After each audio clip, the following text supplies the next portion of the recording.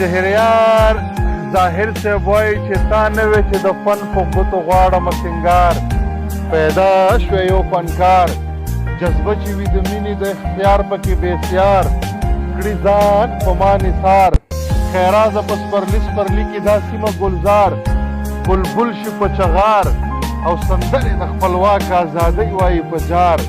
چې وسوځي اغیار تا نه وې چې ارمان مې د ډولۍ دی ناوې کېږم چنغول ته به ودېږم تا نه وې چې پسترګې تورومه کجل راوړه تا نه وې چې ګل راوړه تا نه وې چې ډیوې به د وحدت بلول غواړي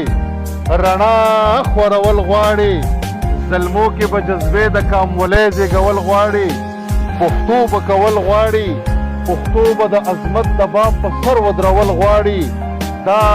کام ویښول غواړي ظاهره د دې سیمې نه جنت جوړول غواړي